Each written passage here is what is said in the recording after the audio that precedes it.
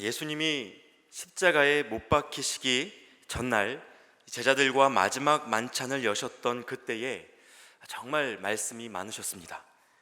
같이 저녁 먹고 또 최후의 만찬이라고 알려진 성찬식도 베푸시고 제자들 발 닦아가며 세족식도 하시고 제자들에게 그 후에 설교를 하나 들려주셨는데요, 그 말씀이 고별설교라고 불리는 요한복음 13장부터 16장까지의 말씀입니다. 이 말씀을 듣는 제자들 입장에서는 꽤 피곤하고 졸렸을지도 모르겠습니다. 시간도 꽤 흘렀고요, 설교도 길었습니다. 그리고 설교 후에 그 설교를 마무리하시면서 기도를 하시는데요, 그 기도가 성경에서 한 장이나 됩니다. 그게 요한복음 17장입니다. 예수님이 하고 싶은 말씀이 많으셨던 것 같습니다. 왜일까요? 그게 마지막 설교였기 때문입니다. 당시 제자들은 아직 감이 별로 없었지만 예수님은 몇 시간 후에 십자가 위에서 죽으실 예정이었고요, 그래서 제자들이 꼭 기억해야 할 이야기를 당부하고 또 당부하셔야 했습니다. 그리고 이 메시지를 온 교회가 기억해 주기를 바라셨을 겁니다. 그래서 고별설교의 마지막 부분인 요한복음 17장은 말씀드린 대로 그 한 장 전체가 예수님의 기도입니다. 그런데요, 이 성경의 사본을 처음 발견했던 학자들은 처음 이 부분을 발견하고 번역한 후에 크게 놀랐습니다. 왜냐하면 바로 거기에 제자들을 통해 열방으로 퍼져나간 그 복음을 믿고 예수님을 알게 될 후대의 이방인들, 즉 오늘날 우리와 같은 사람들을 위한 예수님의 기도가 담겨져 있었기 때문입니다. 얼마나 중요한 기도일지 느껴지십니까? 예수님이 우리를 위해 기도하신 이 마지막 기도의 내용을 보면 하나님께서 우리에게 어떤 삶을 기대하셨는지 예수님을 통해 직접 듣는 것이나 마찬가지일 것 같습니다. 그러니까 이 시간에 혹 그 마지막 날 제자들처럼 조금 지치고 졸리신 상태로 계신 분이 있으시다면 맑은 정신으로 우리 예수님의 말씀에 귀 기울여 보셨으면 좋겠습니다. 자, 먼저 예수님께서 우리를 위해 그리고 교회를 위해 하셨던 기도가 뭔지 확인해 보겠습니다. 요한복음 17장 21절의 말씀입니다. 아버지여, 아버지께서 내 안에 내가 아버지 안에 있는 것 같이 그들도 다 하나가 되어 우리 안에 있게 하사 세상으로 아버지께서 나를 보내신 것을 믿게 하옵소서. 하나님과 예수님이 서로의 안에 있으신 것처럼, 성부와 성자가 하나이신 것처럼 우리도 하나가 되게 해달라고 예수님께서 기도하고 계십니다. 하나됨, 즉 사랑의 연합을 위한 기도입니다. 왜 이런 기도를 하셨을까요? 예수님께서 이 땅을 떠나가신 후 남겨질 교회 공동체가 분열과 소외의 문제로 씨름하게 될 것을 예수님께서 이미 알고 계셨던 것 같습니다. 여기에서 분열과 소외의 문제란 나는 너와 다르다, 우리는 그들과 다르다, 그래서 함께할 수 없다 말하는 그 상태를 일컫는 것입니다. 여러분, 기독교가 시작되었던 초대교회의 역사에서부터 이 문제가 교회를 떠난 적이 없었습니다. 복음이 널리 퍼질수록 정통 유대인들이 상상해 본 적도 없는 부류의 이방인들이 예수님을 믿고 교회로 들어오기 시작했습니다. 아니, 저 사람도 교인이 됐어? 저런 사람과도 같이 예배해야 돼? 라고 할 만큼 다양한 사람들이 예수님의 제자 공동체에 섞이게 되었다는 말입니다. 복음이 전파되고 성도가 늘어나는 것은 그 자체로 엄청난 축복이었지만 그럴수록 보이지 않는 곳에서 골마가는 서로를 향한 의심과 불신이 있었다는 말입니다. 물론 사람들 모두가 똑같은 생각을 할 수는 없을 겁니다. 사람마다 자라온 환경이 다르고요, 속해 있던 문화가 다르죠. 같은 목적을 갖고도 접근하는 방식이 다 다릅니다. 또 때로는 아예 섞이지 않는 편이 더 건강하고 안전한 그런 사람들도 있습니다. 그러나 예수 그리스도를 머리로 믿고 한 몸 되었다고 말하는 믿음의 사람들이 이렇게 나뉘어져 있는 상태를 편안하게 바라볼 수 있느냐? 다르기 때문에 함께할 수 없다는 이 사람들의 말이 정말 오늘의 우리에게도 당연하고 맞는 말이냐? 이건 좀 생각해 봐야 할 문제일 것 같습니다. 제가 청년들과는 아주 자주 나누는 이야기인데요, 인간 사회의 분열에는 아주 깊은 뿌리가 있습니다. 무엇인가 하면 사람에게 타인과 선을 긋고 벽을 쌓아가며 자신의 정체성을 확인하는 경향이 있다는 말입니다. 이 스포츠를 응원하는 사람들을 보면 그것이 여실히 드러나죠. 예를 들면 벌써 몇 달 전의 이야기인데요. 한국의 손흥민 선수가 속한 이 토트넘이라는 축구팀이 있습니다. 이 팀이 유럽 챔피언스 리그 결승전을 치렀는데요. 손흥민 선수가 속한 토트넘 팀의 유니폼은요, 흰색과 파란색으로 이루어져 있습니다. 그리고 챔피언스 리그 결승전을 함께 치루었던 상대편 팀 리버풀 팀은 빨간색 유니폼을 입고 있습니다. 자, 그러면 여러분, 제가 질문을 한 가지 드려보겠습니다. 만약에 이 경기장에서 토트넘 팀을 응원하려면 상대팀 색깔인 빨간 옷을 입으면 되겠습니까? 안 되겠습니까? 안 되는 것이죠. 다 아시는 겁니다. 상대팀 응원색인 빨간 옷 입고 토트넘 응원하면 따가운 눈초리를 피할 수 없게 됩니다. 그래서 자신이 토트넘 팬이라는 인식이 강하면 강할수록 그 순간 빨간색 옷 입은 사람들을 거부하고 그들과 다르게 행동하려는 성향을 갖게 됩니다. 비슷한 예가 참 많습니다. 스스로 남자로서의 정체성과 자부심이 강한 사람일수록 여자들은 말이야 라고 말하면서 여자들과 담을 쌓아가며 나는 남자다라는 사실을 확인하는 경향을 갖습니다. 30대 청년들 중에서도요, 이미 스스로가 다 자란 어른이라고 믿는 청년들은요, 20대 청년들을 보면서 요즘 젊은 애들은 말이야 라고 말합니다. 스스로 경험 있고 유능한 고참이라고 믿는 사람들은 요즘 신입들 왜 이래? 라고 말하는 겁니다. 물론 거기에 동조하는 사람들끼리는 친구가 됩니다. 같은 편이 늘어나면 하나의 세력이 형성되기도 합니다. 이건 말하자면 외부의 적을 만들면서 내부의 결속력을 다지는 방식인데요. 우리는 쟤들과 달라 이 생각으로, 그래서 우리는 이렇게 다른 사람이야, 이 정체성을 확인하게 되는 것입니다. 누군가를 마음에서 밀어내고 배제하는 방식으로 내가 누구인지를 확인하는 것이죠. 그러나 여러분, 이런 방식으로는 절대 예수님께서 가르쳐 주신 하나됨을 이룰 수 없습니다. 예수님께서 기도하셨던 하나됨은 우리와 다른 누군가를 배제하는 방식으로 이루어지는 것이 아니기 때문입니다. 물론 어쩔 수 없는 시대가 있었습니다. 오래전 구약 시대입니다.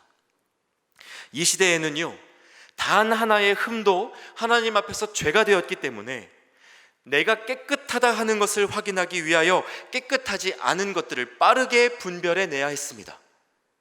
그리고 죄에 가까이 한 사람이 있다면 적어도 일주일 정도는 그 사람을 이스라엘 진영 밖으로 내쫓아 두어야 했습니다. 저 사람은 죄를 지었구나, 당분간 저 사람을 멀리해야 했구나, 이걸 빠르게 판단해야 자신과 공동체를 지킬 수 있었다는 말입니다.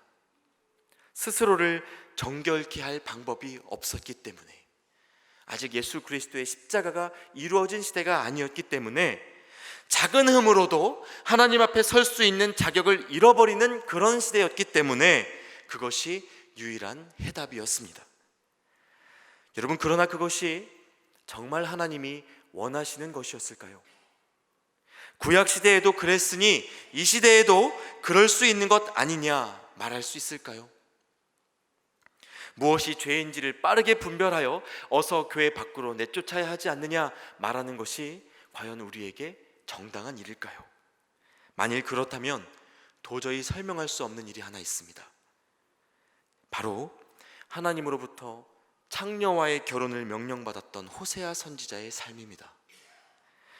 여러분, 이건 율법에 의하면 있을 수 없는 일이죠. 호세아의 말을 한번 상상해 보십시오. 호세아 선지자가 이 자리에 와서 자기소개를 하는 겁니다. 여러분, 저는 호세아입니다. 저는 하나님의 선지자인데요, 제 아내는 성매매에 종사하고 있습니다. 여러분, 이 자리에 세우고 싶으십니까? 아니, 이 한국교회에, 이 열방의 모든 교회 위에 그런 선지자를 강단 위에 세울 수 있는 교회가 있겠습니까? 이런 말은 지금 들어도 상상할 수 없이 충격적인 말이죠. 그러나 그러면 그 구약 시대에는 오죽했겠냐는 말입니다. 율법을 정상적으로 적용하자면 구약 시대의 선지자인 호세아는 이스라엘 공동체에서 쫓겨나야 마땅한 처지였습니다. 이건 하나님께서 호세아에게 이렇게 말씀하시는 것과 같았습니다. 호세아야, 고멜을 혼자 죽게 하지 말아라. 네가 그 옆을 지켜라. 아니, 대신 죽는 길을 택해라. 그러니까 하나님은 지금 호세아에게 지지 않아도 될 십자가를 얹으셨다는 말입니다. 그래서 아마도 당시에는 아무도 이 선지자의 말에 귀 기울이지 않았을 겁니다. 어쩌면 그것이 당연한 일이었겠죠. 그런데요, 이 호세아의 시대로부터 약 700여 년 후에 호세아와 같은 이름을 가진 한 사람이 태어났습니다. 같은 이름이지만 시대가 바뀌고 부르는 방식이 조금 달라져서요, 후대에 태어난 이 사람은 예수라는 이름으로 불렸습니다. 그런데 참 신기하게도요, 이분 역시 지지 않아도 될 십자가를 지셨습니다. 그분은 잘못한 게 하나도 없는데 하나님이 이렇게 명령하신 겁니다. 나의 독생자 예수야, 저 죄인들을 홀로 죽게 하지 말자. 네가 대신 죽고 그들을 살게 하자. 이제 세월은 더 지났고요, 지금의 우리는 알고 있습니다.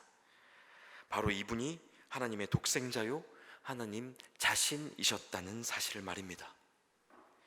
그리고 그분의 삶을 보면서 한 가지를 더 깨닫게 됩니다. 그분이 그토록 구해내고자 하셨던 고멜이 바로 오늘날의 우리라는 사실입니다. 여러분, 그래서 죄인을 대하는 하나님의 본심이 무엇인지는 예수 그리스도의 인생을 통하여 완전히 드러났습니다. 예수님이 오신 이후에 모든 것이 변했습니다. 구약의 사람들이 말하는 거룩과 신약의 사람들이 말하는 거룩도 그 개념이 완전히 달라졌습니다. 구약 시대의 거룩은 무엇입니까? 만지지 않고 먹지 않고 섞이지 않는 것입니다. 배제하고 분리하는 것이 구약 시대의 거룩이었습니다. 그러나 신약 시대에는 예수님은 더 이상 그것을 거룩이라고 부르지 않으셨습니다. 신약의 거룩은 끌어안고 같이 먹고 매 순간 함께하는 것입니다.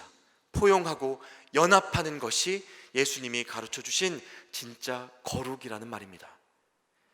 그런데 여전히 이 시대에도 많은 그리스도인들이 가룟 유다와 같은 공공의 적을 설정해 놓습니다. 그를 죄인으로 규정하고 내쫓고 배제하는 방식으로 우리들끼리의 하나됨을 추구하는 것입니다. 그러면 사실 굉장히 편합니다. 우리는 저 정도는 아니잖아. 저 사람보다는 낫잖아. 우리는 잘하고 있어.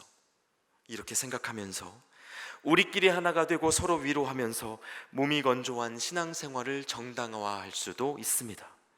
여러분, 그러나 이건 배제된 한 영혼을 죽이는 일이지 하나님이 말씀하시는 하나됨을 이루는 방식이 아님을 우리가 기억해야 할 줄로 믿습니다.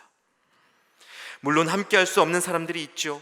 어떤 사람은 받아들이면 그 한 사람으로 인하여 전체가 흔들리게 되는, 그래서 조금은 특수한 영역에서 받아내야 하는 사람들도 현실적으로 존재합니다. 그러나 그들을 받아낼 수 없는 우리 스스로의 연약함과 함께 할 수 없는 그 사람의 연약함을 보고 적어도 아파하는 마음이 있어야 한다는 것입니다. 그 마음이 없다면 사람이 만드는 하나됨은 그저 하나의 파벌일 수도 있습니다. 마음이 하나 되지 못한 채 겉으로 보이는 획일적인 사고, 행동의 일치는 어쩌면 그저 강압일지도 모른다는 말입니다. 여러분, 사람은요, 누구도 완벽하지 못합니다. 저와 여러분도 언제든 소외된 자리에 세워질 수 있고 또 그렇게 내몰릴 수 있는 사람들입니다. 우리 모두가 이것을 인정해야 합니다. 그래서 제가 앞서 읽어드렸던 요한복음 17장 21절은 성경이 말하는 하나됨의 방식을 이렇게 정리합니다. 17장 21절의 말씀을 제가 다시 한번 읽겠습니다. 아버지여, 아버지께서 내 안에, 내가 아버지 안에 있는 것 같이 그들도 다 하나가 되어 우리 안에 있게 하사 세상으로 아버지께서 나를 보내신 것을 믿게 하옵소서. 아버지께서 내 안에, 내가 아버지 안에 있는 것 같이. 여러분, 이것이 무슨 뜻이겠습니까?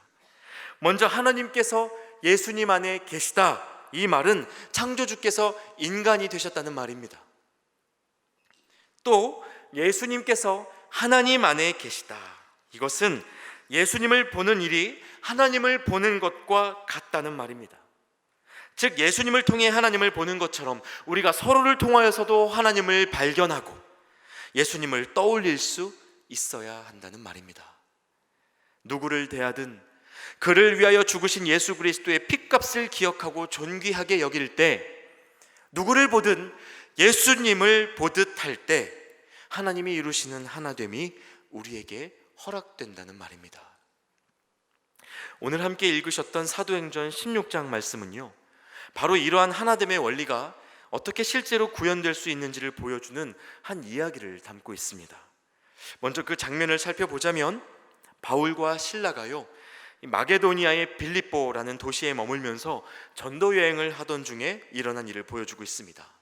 이 본문 안에서 우리라고 표현된 무리, 이 한 전도팀인데요, 이 안에는 여러분이 다 아시는 디모데와 누가도 함께 있었습니다. 멤버들이 너무 화려하지 않습니까? 바울과 실라와 디모데 그리고 누가까지 한 전도팀을 이루어 지금 마게도니아의 빌립보에서 전도 여행을 하고 있는 것입니다. 그러나 이 든든한 멤버에도 불구하고 바울과 실라가 고발당해 옥에 갇히는 일이 일어났습니다. 시작은 16절에 기록된 한 여인과의 만남이었습니다. 16절 말씀을 함께 보시겠습니다. 같이 한번 읽어보겠습니다. 우리가 기도하는 곳에 가다가 점치는 귀신 들린 여종 하나를 만나니 점으로 그 주인들에게 큰 이익을 주는 자라. 자, 읽으신 대로 바울이 점치는 귀신이 들린 여종 하나를 만나게 됐습니다. 그런데 17절 말씀을 보시면요, 놀랍기도 이 여인이 바울과 동역자들이 누구인지를 알아보고는 몇 날 며칠을 따라다니면서 큰 소리를 질렀다고 기록되어 있습니다. 그래서 바울이 이렇게 조치합니다. 18절 말씀 다시 보시겠습니다. 이같이 여러 날을 하는지라 바울이 심히 괴로워하여 돌이켜 그 귀신에게 이르되 예수 그리스도의 이름으로 내가 내게 명하노니 그에게서 나오라 하니 귀신이 즉시 나오니라. 자, 여러분, 드디어 이 여인이 점치는 귀신으로부터 해방됐습니다. 고침받은 겁니다. 그런데 바로 이 일 때문에 바울과 실라가 옥에 갇혀버리는 일이 일어났습니다. 19절 말씀을 보시면요, 여종의 주인들이 바울과 실라를 붙잡았고 고발했던 이유는 자기 수익의 소망이 끊어진 것을 보았기 때문이라고 기록되어 있습니다. 돈 때문이란 말입니다. 물론 실제로 고발할 때는요, 말씀을 가만히 보시면 이렇게 이야기를 합니다. 로마 사람인 우리가 받지도 못하고 행하지도 못할 풍속을 전한다. 다른 이유를 지금 대면서 고발하고 있습니다. 그러나 누가 봐도 알만한 일이었습니다. 이 주인들 지금 돈 때문에 화가 난 상태였습니다. 여러분, 이 말씀의 상황은요, 구석구석 우리가 살아가는 세상에 대해 많은 것을 보여줍니다. 몇 가지 살펴보면요, 우선 이 여인의 주인은 한 사람이 아니었습니다. 사람이 사람을 종으로 삼고 그 사람 위에 군림하여 주인 노릇한다는 것도 기가 찰 노릇인데, 그 주인이 한 사람이 아니요 여러 사람이었다는 것입니다. 말씀에 가만히 보시면 주인들이라고 기록되어 있습니다. 약자의 약함을 이용하여 자기의 이윤을 챙기는 이들이 하나의 그룹을 형성하고 있었다는 말입니다. 여러분, 고대 사회에서 귀신 들렸다는 말은요, 죄 때문에 저주받았다는 말과 다르지 않았습니다. 그래서 저 여인은 죄인이고 우리는 그들과 달라라는 사람들의 보편적인 인식이 있었을 것이고요, 이 마음이 그 여인을 제외한 사람들끼리의 하나됨을 만들고 있었던 겁니다. 그 여인의 삶을 우리를 위해 이용하는 것은 그렇게 큰 문제가 아니다, 이 무서운 생각을 할 정도로 말입니다. 그들의 기준에 의하면 바울과 실라도 우리라는 개념 안에 들어올 사람이 아니었습니다. 귀신 들렸던 여인의 입장에서는 생명을 살려준 은인이었지만 주인들이라고 적힌 무리에게는 그들의 밥줄을 끄는 적에 불과했습니다. 그래서 고소했습니다. 이 장면에서 또 한 가지 재미있는 것은요, 이 여인을 붙들고 있던 귀신이 바울과 실라를 알아보고 몇 날 며칠을 따라다녔다는 점입니다. 뭐라고 소리 질렀는지 아십니까? 17절에 나옵니다. 이 말씀 같이 한번 읽어보겠습니다. 그가 바울과 우리를 따라와 소리질러 이르되 이 사람들은 지극히 높은 하나님의 종으로서 구원의 길을 너희에게 전하는 자라 하며.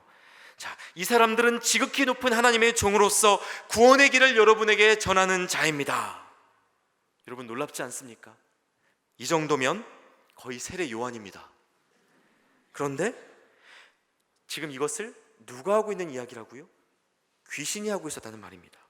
사실 바울과 실라는 전도 여행 중이었지만 별말 안 하고 있었습니다. 그런데 오히려 귀신이 복음이라고 할 만한 메시지를 전하고 있는 것입니다. 한 번도 아니고 여러 날 동안 그렇게 했습니다. 여러분 이 장면이 무엇을 가르쳐 주는지 아시겠습니까? 귀신을 칭찬해 주라고 기록된 말씀이 아닙니다. 이 모습은 하나님의 말씀이, 진리의 말씀이 귀신의 말로 둔갑되고 있는 현실을 보여주고 있는 것입니다. 내용은 틀린 것이 없습니다. 다 맞는 말이고 심지어 믿으면 구원을 경험할 수 있을 정도의 복음입니다. 문제는 지금 이 말이 귀신의 말로 들려지고 있다는 점입니다. 여러분 이제 앞으로 이 빌립보 도시에서 누군가 복음을 전하면 저 얘기를 언제 들었었더라? 아, 그때 그 귀신 들린 여자가 한 소리 아니야. 이렇게 회상하게 될 것입니다. 더 이상 그 복음을 들을 필요 없는 귀신의 말로 여기게 될 것이라는 점입니다. 다시 말해 한 사람의 생명을 귀신의 것으로 버려두고 죄의식 없이 이용하던 그 빌립보 사람들에게 이제는 하나님의 말씀까지 귀신의 것으로 여기고 버려둘 수 있는 비극이 시작되고 있었다는 것입니다. 그러므로 여러분 이 사람들 너무너무 불쌍하지 않습니까? 이것이 바울을 심히 괴롭게 했습니다. 저는 전도 여행 중이던 바울과 실라가 이 마을 사람들을 보면서 한 사람을 하나님의 형상으로 바라보지 못하고 그저 죄인으로, 그저 귀신 들린 여인으로, 점치는 여종으로, 이용당해도 괜찮을 그 여인으로 바라볼 수밖에 없었던 그 빌립보 사람들을 보면서 기도할 수밖에 없었을 거라고 확신합니다. 실제로 이유 말씀에 보면요, 바울과 실라가 감옥 안에서도 찬양하고 기도하는 일을 멈추지 않는 것을 볼 수 있습니다. 물론 무엇을 두고 기도했는지는 확인할 길이 없습니다. 그리고 많은 사람들이 이 말씀을 읽으면서 바울과 실라 두 사람이 감옥에서 빠져나가게 되기를 간구하며 기도했을 거라고 짐작합니다. 26절에 보시면요, 바울과 실라가 기도하던 중에 갑자기 지진이 나서 감옥 문이 다 열리게 되었는데 이것을 기도 응답이라고 생각하는 겁니다. 그럴 수도 있겠습니다. 감옥에서 꺼내달라고, 살려달라고 기도했을지도 모르겠습니다. 그러나 여러분, 분명한 것은 그것이 목적이 아니었다는 것입니다. 어떻게 아냐고요? 지진이 나고 옥문이 열렸는데 바울과 실라가 그 안에서 나가지를 않는 겁니다. 오히려 이 순간 죄수들이 다 나간 줄 알고 자살을 시도하려던 간수를 바울이 소리질러 불렀습니다. 그러자 상황이 완전히 역전됩니다. 이 간수가 감옥 안으로 뛰어들어가 바울과 실라 앞에 엎드리고는 어떻게 해야 구원받을 수 있냐고, 다시 말해 어떻게 해야 내가 살 수 있냐고 물었습니다. 그리고 이 일의 결론은 여러분 다 알고 계시죠? 아주 유명한 말씀입니다. 사도행전 16장 31절에 이렇게 기록되어 있습니다. 이 말씀 같이 한번 읽어보겠습니다. 이르되 주 예수를 믿으라. 그리하면 너와 내 집이 구원을 받으리라 하고. 아멘. 이 말씀대로 간수와 그의 온 가족이 하나님을 믿게 됐습니다. 여러분, 이 사도행전의 이야기가 하나님의 마음이 이루는 하나됨에 대해 가르쳐주는 것이 무엇일까요? 다른 것은 몰라도 분명하게 보여주는 것이 하나 있습니다. 바로 하나됨을 이루시는 하나님의 마음이 계속해서 가장자리를 향해 간다는 사실입니다. 하나님의 마음은요, 세상이 보통 사람이라고 말하고 정상이라고 말하는 범주에 속한 이 다수의 군중이 뭉치는 자리로 향하지 않고요, 심령이 연약하여 귀신에 붙들린, 그래서 힘이 없고 소외된 한 여인이 버려진 그 가장자리를 향해 갑니다. 예수의 사도들을 가두고 감시하는 자리에 세워져서 절대 교회 공동체로 받아들여질 수 없을 것 같은 그런 한 간수가 살아가는 그 가장자리로 가신다는 겁니다. 여러분, 오늘의 이야기 속에서 복음의 주인공이 누구입니까? 방금 세 가족 두 사람이 탄생하는 장면을 보셨습니다. 이 사람들이 누구인지 기억해 보십시오. 자신들이 평범하고 문제없는 이들이라고 믿었던 빌립보의 어떤 주민이 아니었습니다. 한 사람은 귀신 들려 점치던 여인이었고요, 또 한 사람은 권력의 하수로 예수 믿는 자들 잡아놓던 로마의 간수였습니다. 지금 이 두 사람이 세 가족으로 예수님의 공동체 안에 들어왔습니다. 도저히 섞일 수 없을 것 같은 사람들이 계속해서 한 몸 공동체로 들어오는 현장을 여러분이 보신 겁니다. 아직도 많은 분들이요, 교회를 생각하실 때 이런 이미지를 떠올립니다. 율법의 기준점을 가운데에 세워두고요, 그 기준점에 가까울수록 종교적 리더가 되는 겁니다.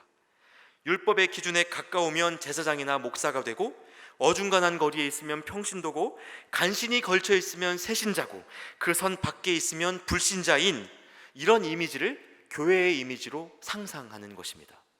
그러나 여러분, 이건 구약시대의 성전의 이미지일지는 몰라도 예수님의 핏값으로 세워진 교회의 이미지가 될 수는 없습니다. 성경 속에서 하나 되라는 말은 선착순 달리기 하듯 율법의 기준점을 향하여 달려가 힘을 내어 뭉쳐있으라는 뜻이 아닙니다. 신앙은 결코 성적순으로 배치될 수 있는 것이 아닙니다. 힘을 잃으면 자연스럽게 이탈되고, 그것이 그냥 그 이탈된 자의 책임으로 방치될 수 있는 그런 성격의 것이 아니라는 말이에요.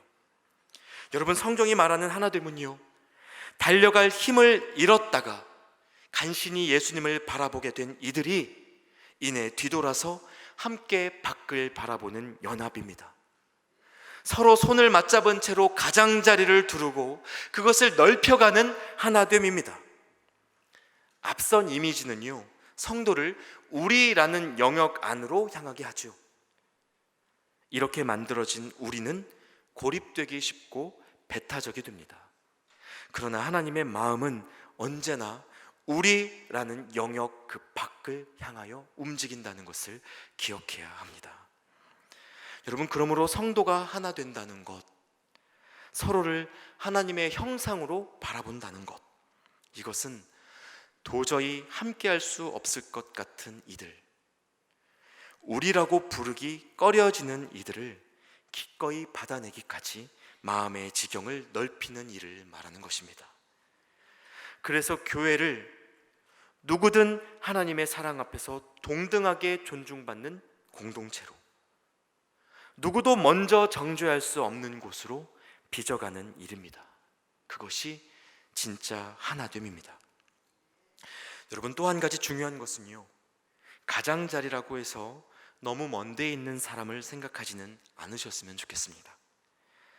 우리는 각자의 마음속에 우리가 아닌 사람들을 구분하는 이 저마다의 경계가 있습니다. 여러분, 그 경계가 바로 여기서 말하는 가장자리입니다. 누군가에게는 그 범주가 좁을 수도 있고요, 또 누군가에게는 꽤 넓을 수도 있습니다. 중요한 것은 그리스도인이 우리라는 범주 밖에 있는 이들을 향해 움직이는 사람들이라는 것입니다. 여러분, 이렇게 살자면 포기해야 할 것이 생깁니다. 바울과 그의 동역자들이 빌립보에서 직면했던 것처럼 세상에서는 상식인데 우리는 뛰어넘어야 할 것, 바로 다수를 위한 경제 논리입니다. 한 사람을 위한 일이어도 그것이 한 사람의 생명을 살리는 일이면 많은 사람이 손해볼 수 있는 겁니다. 비상식적인 계산이죠. 그러나 본래 하나님의 공동체는 구원받은 99명을 위해서 움직이는 곳이 아니라 잃어버린 한 명을 위해서 움직이는 모임입니다. 나는 의인을 위하여 오지 않고 잃어버린 죄인을 위해 왔다 말씀하신 것을 기억해 보십시오. 또 성경에 힘없는 중풍병자 이야기가 있습니다.